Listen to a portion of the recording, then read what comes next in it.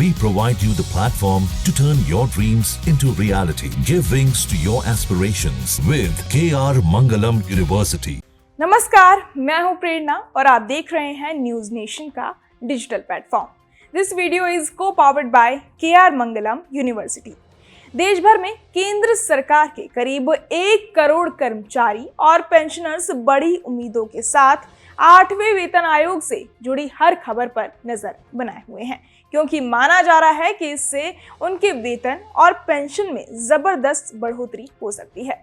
एक रिपोर्ट के मुताबिक अगर ये नया वेतन ढांचा लागू होता है तो सैलरी में करीब 30% से 34% तक की बढ़ोतरी संभव है।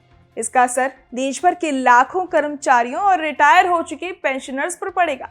रिपोर्ट का कहना है कि अगर सरकार इसे मंजूरी देती है तो ये संशोधन साल 2026 या 2027 के वित्तीय वर्ष में लागू हो सकता है।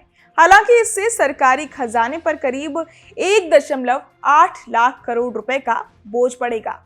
मौजूदा समय में कर्मचारियों को 7वें वेतन आयोग के हिसाब से सैलरी और पेंशन मिल रही है, जो जनवरी 2016 से लागू है। आमतौर पर हर 10 साल में एक नया वेतन आयोग गठित होता है ताकि जीवन यापन की लागत, महंगाई और बदलते आर्थिक हालातों को ध्यान में रखते हुए वेतन ढांचे में सुधार हो सके।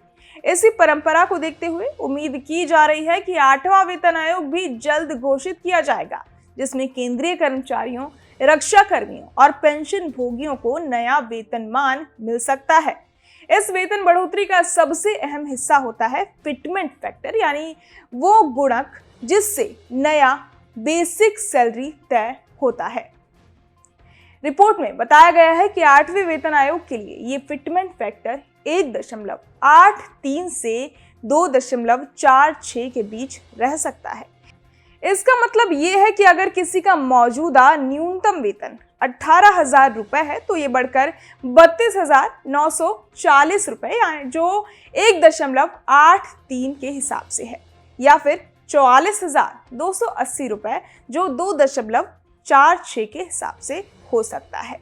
इसी तरह अगर किसी का बेसिक पे अभी 50,000 रुपए है तो वो बढ़कर करीब 91,500 रुपए से लेकर 1.23 लाख रुपए तक जा सकता है। इसके अलावा महंगाई भत्ते यानी DA को भी नए वेतन ढांचे के तहत महंगाई दर से और बेहतर तरीके से जोड़ा जा सकता है, जिससे पेंशन में भी इजाफा होगा।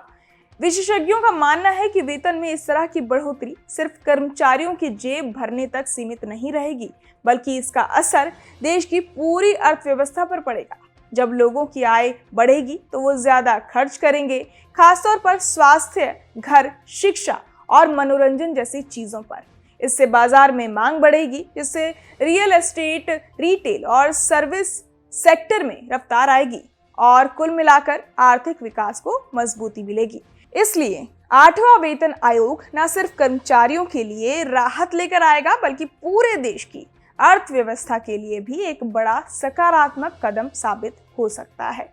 बहरहाल इस पूरी खबर को सुनकर आप क्या कुछ सोचते हैं, आपके मन में क्या सवाल है, हमें कमेंट बॉक्स में जरूर बताएं और बाकी तमाम खबरों के लिए सब्सक्राइब करें न्यूज नेशन। जहां भक्ति है हर शब्द में, कथाओं में छुपे हैं दिव्य रहस्य और ज्योतिष देता है जीवन को दिशा। धर्म से जुड़ी हर बातों को जानने के लिए हमारे चैनल स्तुति को सब्सक्राइब करें। चैनल पर जाने के लिए इस लिंक पर क्लिक करें।